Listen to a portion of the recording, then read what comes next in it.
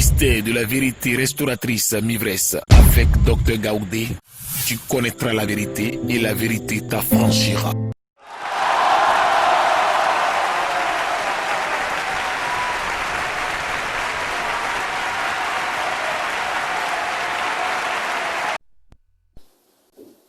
Personne ne se soucie de toi.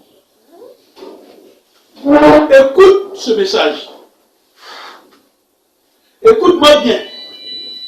Et c'est toi qui soutenais, même à l'église, et même l'église, c'est toi qui soutenais à l'église, et c'est toi qui soutenais à l'église. C'est toi qui soutenais l'église, et c'est toi qui soutenais à l'église. Regarde le citron. C'est comme le citron. On t'a pressé, on a pris ton jus. Et il n'y a plus de jus. Et on t'a jeté, vidé. Tu es devenu un balai. Ce balai avait balayé, il avait nettoyé des maisons. Il avait nettoyé la maison. Il avait entretenu la maison. La maison était propre. Tout allait bien. Mais ce balai-là, il a été jeté. Il est jeté dehors, abandonné, jeté à la poubelle. Et c'est ta ruine. Et tu te tournes partout, et tu tournes et tu te demandes. Entre en toi, comme David disait tout de suite, tu entres en toi et tu réfléchis. Et tu sais comment, tu te demandes, mais comment m'en sortir? Maintenant, écoute cette prophétie. Ésaïe 58, verset 12. Écoute cette prophétie, elle vient de Dieu. Ésaïe 58, verset 12. Prenez la parole de Dieu. 58. Toi qui écoutes ce message, je te laisse l'occasion de prendre ta Bible et d'apprendre à chercher les versets. C'est pourquoi je prends tout ce temps. Prends Ésaïe 58, verset 12. La parole veut te parler. La parole veut te dire quelque chose. Dieu veut te parler parce que il dit, c'est ça ta ruine. Ésaïe 58, verset 12. Les tiens rebâtiront-ils les tiens rebâtiront sur d'anciennes ruines. Dieu te parle. Ceux qui viennent de toi rebâtiront sur d'anciennes ruines. C'est-à-dire tout ce qu'on a gâté, détruit dans ta vie. Tu étais le balai, tu étais le citron. On a jeté le balai. Mais quelqu'un qui vient de toi, quelqu'un qui est de toi, va restaurer ce balai. Amen. Amen. Il va restaurer ce balai qu'on a jeté à la poubelle. Il va restaurer ce citron qu'on a jeté à la poubelle. L'orange qu'on a sucé, on a jeté son jus. Il va te restaurer maintenant. Et c'est ce que l'Éternel te dit. Il dit quoi? Les tiens rebâtiront sur de l'ancienne ruine. Tu relèveras des fondements. Tu relèveras des fondements, c'est toi. Ta vie, retiens cette prophétie. Il y a des fondements que tu vas relever. Tout avait été gâté dans son fondement. Mais il dit, tu relèveras des fondements pour ta vie.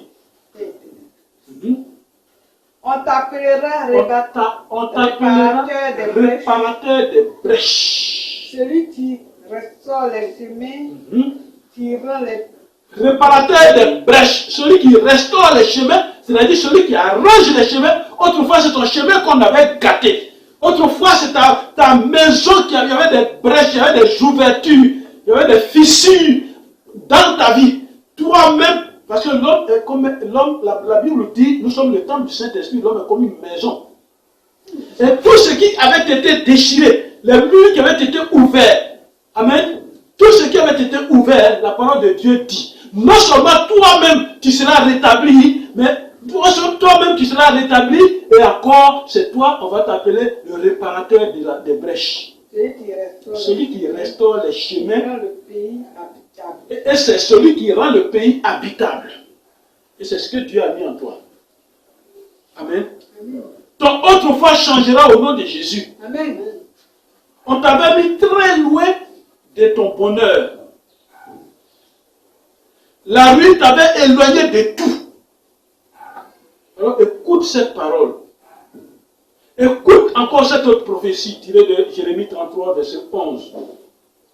Jérémie 33, verset 11. Écoute très bien. Jérémie 33, verset 11. La parole de Dieu dit. Jérémie chapitre 33, verset 11. Écoutons la prophétie de Dieu.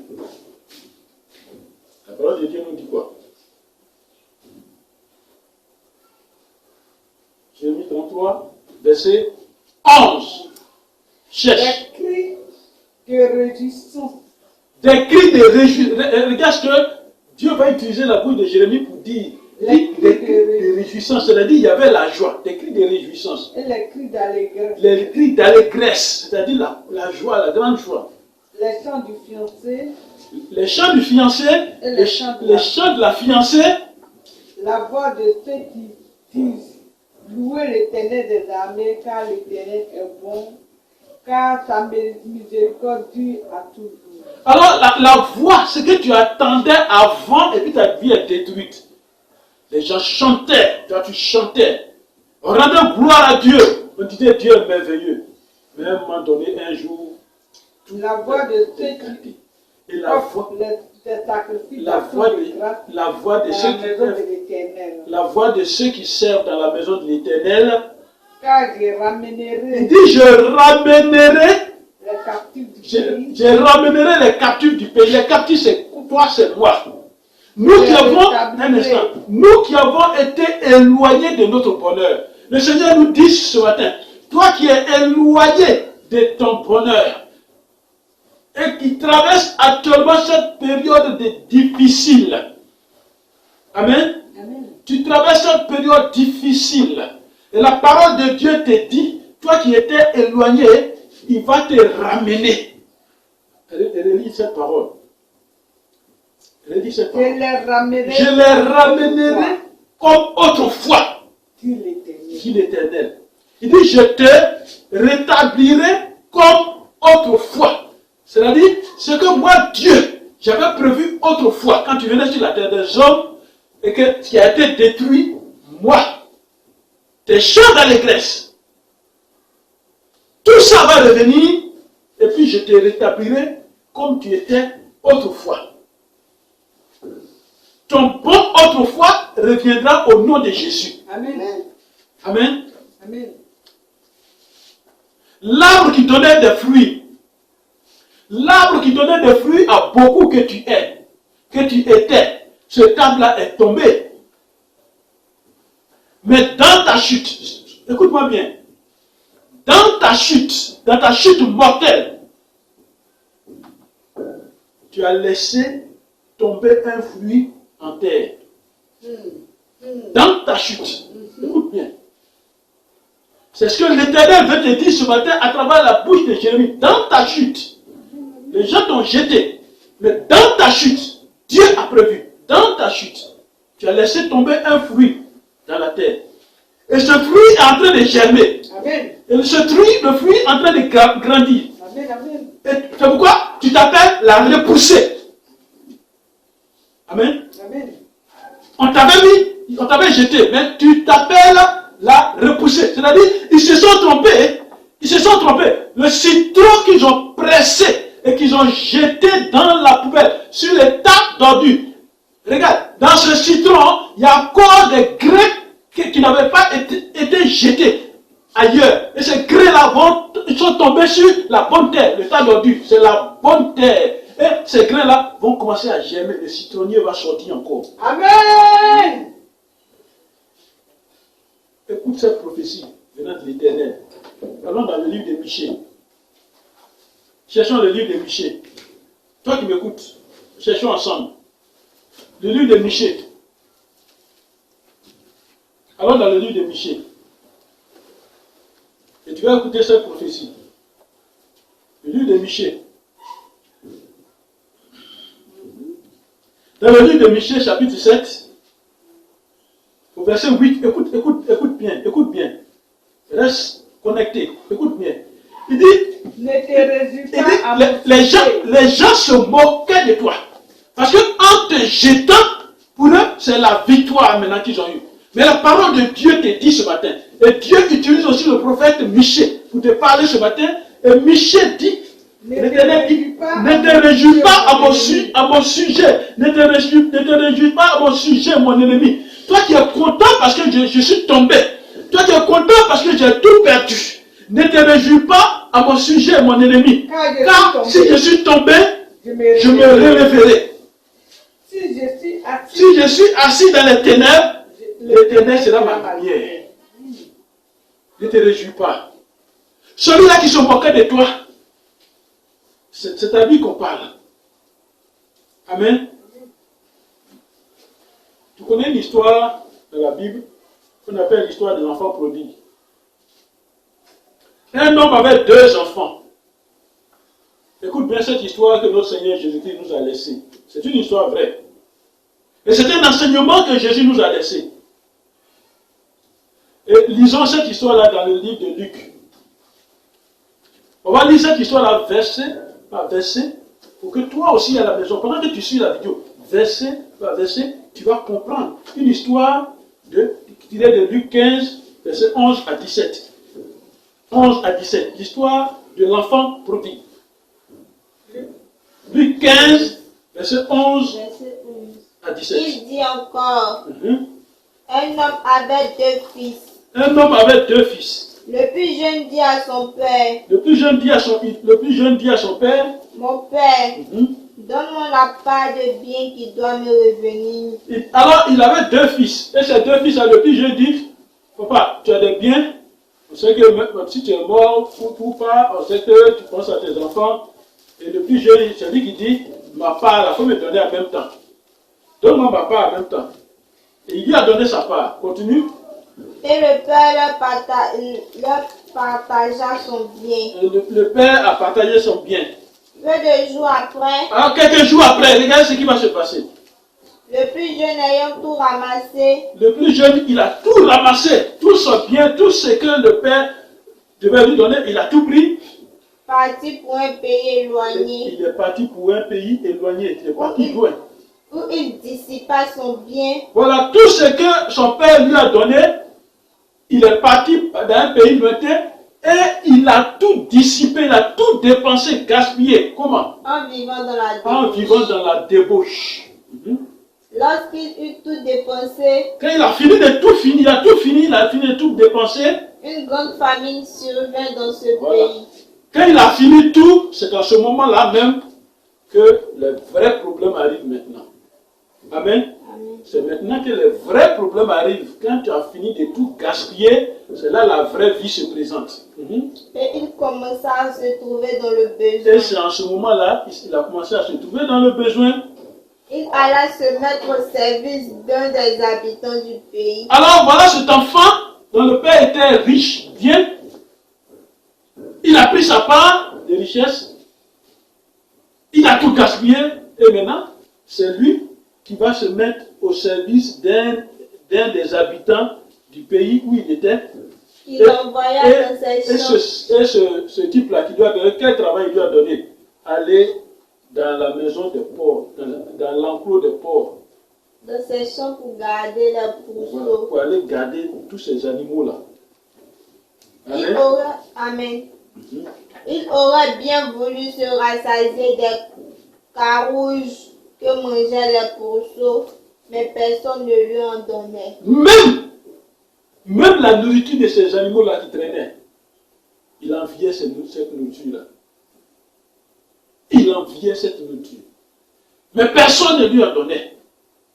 Étant entré en lui-même, Étant maintenant encore entré en lui-même va revenir encore. Étant entré en lui-même, qu'est-ce qu'il va faire? il s'est dit combien de mercenaires. Et il est là, il imagine, il dit, dans la maison de mon père, même les mercenaires, tous ceux qui sont dans la maison de mon père, à l'heure actuelle là, chacun a un pain au déjeuner. Il boit son café, il a un pain. Et à l'heure actuelle là, café de matin même, c'est à midi, on boit café. Et midi, et puis repas de midi se croisent. Et puis je suis ici, parmi les animaux, les porcs, et c'est eux les restes. Le reste qu'ils mangent là, le reste là, c'est ça je veux. Il est rentré en lui et il regrette. Je me lèverai, j'irai. Amen. Il s'est dit en lui-même, combien de mercenaires chez mon père ont du pain en abondance, On peut en abondance. et moi Et moi, je meurs de faim. de faim. Combien de personnes mange du pain en abondance chez mon père là-bas, et moi je meurs de faim. Alors, que retenons-nous de cette histoire? Premièrement, en venant sur la terre, Dieu t'a donné ta part de richesse terrestre. Elle est avec toi. Parce que tu n'es pas venu en mission les mains vides. Et je suis en train de te parler d'un problème spirituel. On ne naît pas avec des maisons, on ne naît pas avec de l'argent, une valise d'argent. Mais Dieu a déjà tout prédestiné en toi. En venant sur la terre, Dieu t'a donné ta part de bien sur la terre. Et c'est cette image-là que Jésus nous a laissée dans l'enfant prodigue. Ça, c'est premièrement. En venant, Dieu a tout donné. Deuxièmement, tu as tout dissipé. Et tu vis dans le désordre matériel pour dissiper. Tu vis et tu as vécu dans le désordre financier. Tu vis dans le désordre spirituel. Tu as dissipé ou tu dissipes, tu gaspilles ou tu as gaspillé tout dans ta vie, dans ta vie de débauche, tu as tout gaspillé. Tu as tout gaspillé. C'est toi qui prenais les gens en compte dans les bars. Parce que tu es un jeune cadre. Tu as beaucoup d'argent. Et tu ne sais pas ce que l'argent peut faire. Parce que tu n'as jamais connu un problème. Maintenant, tu es un jeune, tu travailles. Et c'est toi qui fais les travaillements. Et tu dissipes, tu as tout gâté. Maintenant, tu es ruiné. Tu n'as plus rien. Tu n'es plus rien. Et tu ne sais où tourner. Parce que ce style de vie,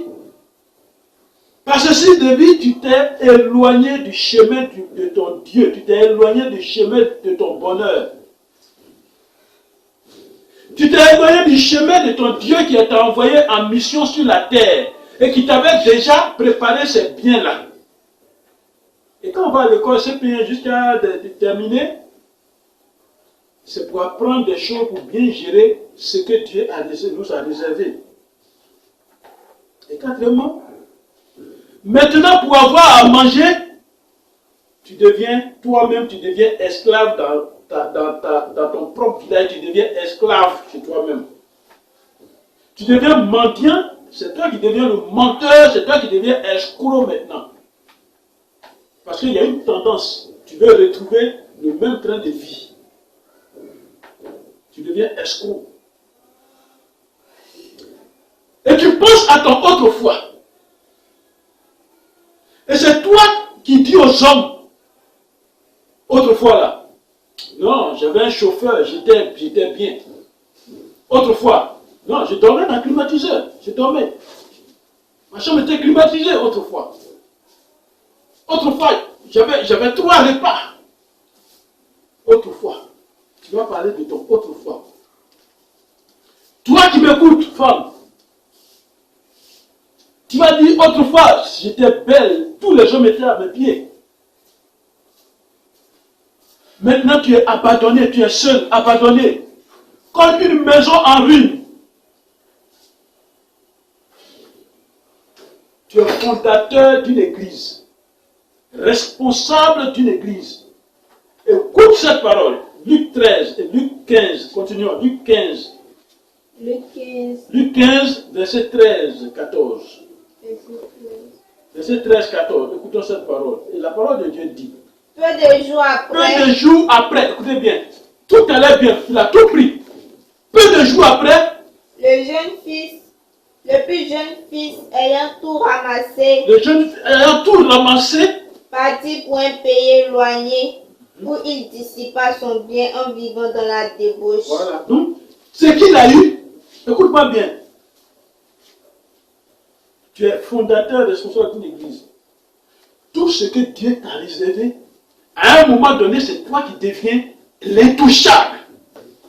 Tellement tu es devenu riche. Et tu ne penses même pas bâtir un temple sur un terrain qui t'appartient. Et tout cet argent, tu l'as dissipé. Dissipé dans ce que toi seul tu connais. la parole de Dieu dit, lorsqu'il tout dépensait, une grande famille suivait dans ce pays. Il commença Et il commença à se trouver dans le besoin. il commença à se trouver dans le besoin. Amen. Maintenant, nous sommes dans un confinement à cause du coronavirus. L'église n'est plus comme elle était avant. Alors, comment t'en sortir? Comment t'en sortir maintenant? Église qui ne pense pas à demain. Comment t'en sortir maintenant? Toi qui ne penses pas à demain. Reconnais ton erreur. Reconnais tes fautes. Où es-tu tombé? Et c'est pourquoi Jésus nous donne la solution. Jésus nous donne un conseil. Suivons bien. Luc 15, au verset 17, Jésus veut nous parler. Il dit, étant entré en lui-même, l'enfant prodigue étant entré en lui-même, toi qui m'écoutes, entre en toi-même maintenant. Entre en toi-même. Et quand tu entres en toi-même, tu vas découvrir que l'abondance en Dieu est toujours là. Amen. Et il dit au verset 18, je me lèverai, j'irai vers mon Père, et je lui dirai, mon Père, j'ai péché contre toi, contre le ciel et contre toi. Retourne-toi vers ton Dieu. Mets-toi à genoux devant ton Dieu. Et reconnais, il dit, je me lèverai et j'irai vers mon Père. Lève-toi, va vers ton Père. Et qu'est-ce que tu lui diras? Je ne suis pas digne, je ne suis plus digne d'être appelé ton fils. Reconnais ce que toi-même tu as fait. Amen. Jésus t'aime, quel que soit ce que tu es. Quel que soit, Jésus t'aime. Il a dit, je ne vous laisserai pas orphelins, je viendrai à vous. Jean 14, verset 18. Amen. Je ne vous laisserai pas orphelins, je viendrai à vous. Dans Jean 6, verset 37, la parole de Dieu nous dit.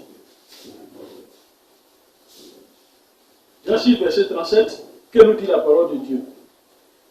La parole de Dieu dit, et c'est Jésus qui parle, il dit, tout ce que le Père me donne, viendront à moi. Et je ne mettrai pas dehors celui qui vient à moi. Jésus te dit ce matin, que tous ceux qui viennent à lui, il ne les met pas dehors, quel que soit ce que tu es, féticheur, charlatan, marabout, mauvais, sorcier, tu viens à Jésus, Jésus ne te mettra pas dehors. Il va t'ouvrir la porte. Amen. Et je te rappelle que le thème de ce message, c'est la restauration.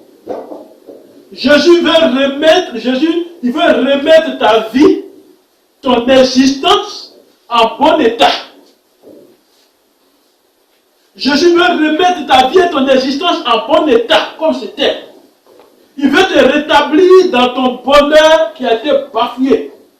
Ton bonheur qui a été détruit. Il veut te remettre dans ce bonheur-là. Il veut te rétablir dans ta réputation. Jésus veut te rétablir dans ta dignité. Ta dignité. Son respect. Ta personnalité. On ne te respecte même plus. On ne considère pas ta personnalité. Jésus veut te rétablir là. Il veut rétablir ta volonté qui est sous-estimée. Tu es avec tes camarades, tes amis. Tu es avec les gens même en réunion. Ce que toi tu veux, que tu dis, on n'analyse pas, on n'en tient pas compte. Jésus veut restaurer cela dans ta vie. Ta réparation et ton rétablissement est en cours aujourd'hui. À partir d'aujourd'hui, c'est en cours. Et c'est pourquoi Joël 2, verset 25, va dire, je te remplacerai les années qu'ont dévoré tes ennemis, les années qu'ont dévoré les démons. Les années qu'ont dévoré ceux qui sont destructeurs, je te remplacerai ces années-là. Luc 15, verset 24. Allons dans Luc 15, verset 24. Luc chapitre 15, verset 24. La parole de Dieu dit. Car mon fils que voici était mort. Il dit, car mon fils que voici était mort. Et il est revenu à la vie. Il est revenu à la vie. Il était perdu. Il était perdu. Et il est retrouvé. Et il est retrouvé. Amen. Et il commençait à se réjouir. Voilà. Il dit, mon fils qui était là, il était mort. Mon frère, ma soeur, la mort spirituelle, que cette dévastation, que cette destruction, cette ruine a détruit, a déposé dans ta vie, la parole de Dieu te dit ce matin, Jésus te parle et dit, mon fils là, qui était mort, et qui m'a accepté, qui est revenu à moi, je le reprends maintenant pour le restaurer. Et Jésus veut te restaurer maintenant. Comment Dieu veut te restaurer? Comment cela se fera-t-il? Et c'est à cela que nous revenons au texte du jour, dans le livre d'Amos. On revient à Amos 9. Amen. Amen. Que nous dit le texte du jour? On revient dans ce texte, dans Amos 9, versets 11 à 12. Et la parole de Dieu, il nous dit, dans le livre d'Amos, on revient, je veux que tu me suives, Amos 9, versets 11, 12, qu'on a lu tout de suite, qui soutient notre texte, qui soutient ce message. Il dit, en ce temps-là, c'est maintenant le temps. En ce temps-là, c'est maintenant le temps. Ton temps est arrivé. Je relèverai de sa chute la maison de David. Amen. Je relèverai de sa chute la maison de David. Et j'en réparerai les brèches. Et j'en redresserai les ruines. Et je la répartirai comme elle était autrefois. C'est le moment de ta restauration. Comment? C'est ton relèvement. C'est le relèvement de ta chute aujourd'hui. Si Dieu le dit, Dieu est en train de te relever maintenant, toi qui m'écoutes. Il te relève de ta chute. Dieu est en train de te relever. Parce que c'est ta réparation, la réparation de tout ce qui est gâté dans ta vie. La réparation, c'est ta réparation pour fermer toutes les brèches par lesquelles les destructeurs passaient. C'est ta réparation. Imagine, regarde une maison qui c'est lézardé, c'est fendillé, comme si le mur était déchiré. Mais Dieu veut restaurer. Il veut restaurer maintenant. Il veut réparer tout ce qui est gâté, même dans ta maison. Et Dieu, à partir de ce message que tu écoutes, tout ce qui avait été gâté, quand l'ennemi, le destructeur, va entendre ce message dans ta maison, tout ce qui est gâté, tout ce qui est détruit, il est en train de rétablir maintenant. Il est en train de réparer maintenant au nom de Jésus. Et c'est le moment de ton redressement pour revenir comme tu étais autrefois. Te mettre debout. Il va te redresser. Il te remet debout maintenant. Il remet ta vie financière debout. Il remet ta vie spirituelle debout. Il remet ta maison debout. Il remet tes enfants debout. Il remet ton épouse debout. Et ta vie va changer. Comme autrefois que Dieu a prévu, il remet cela debout maintenant. Au nom de Jésus. Pourquoi? C'est pour entrer dans tous tes droits. Entrer dans tous tes droits et toutes tes possessions. Ce que Dieu avait prévu pour toi. Alors retiens donc, toi qui m'écoutes, retiens que le relèvement, la réparation, le redressement sont en marche dans ta vie à partir d'aujourd'hui. Au nom de Jésus. Amen. Je répète, le relèvement, ton relèvement, ta réparation, ton redressement sont en marche, sont en cours, sont en marche dans ta vie. À partir de maintenant, ils sont en marche. Tout va se restaurer dans ta vie maintenant. Amen. À partir d'aujourd'hui, tout sera restauré. Alors pour conclure, Jésus te cherche, toi qui m'écoutes. Où es-tu? Comment es-tu pour te restaurer? Quand Jésus dit où es-tu pour te restaurer, ceux qui ne te voient pas, tu es dans une autre bergerie, ils ne te voient pas. Où es-tu? Jésus peut te relever de ta chute et de ta ruine. Jésus peut te relever. Jésus peut tout réparer dans ta vie. Même ce qui est en décomposition. N'est-ce pas, lui-même il est mort, il est ressuscité. Même ce qui est gâté, ce qui est en décomposition, Jésus peut tout réparer. Jésus peut tout redresser dans ta vie. Il t'appelle. Il t'appelle en te disant, viens à moi. Jésus t'appelle. Viens à Jésus et tu seras sauvé. Viens à Jésus et tu seras restauré. Viens à Jésus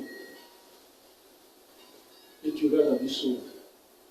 Viens à Jésus, la restauration. Ta maison sera restaurée. Tes enfants seront restaurés. Ta vie financière sera restaurée. Ta vie sera restaurée. Viens à Jésus. Au nom de Jésus. Amen. Merci Seigneur. Merci Jésus. Amen. Père, tes enfants ont écouté ta parole. Beaucoup de choses étaient détruites dans leur vie. Vie financière détruite. Vie conjugale détruite. Vie professionnelle détruite. Dans les affaires, tout est détruit. Papa, étends ta main.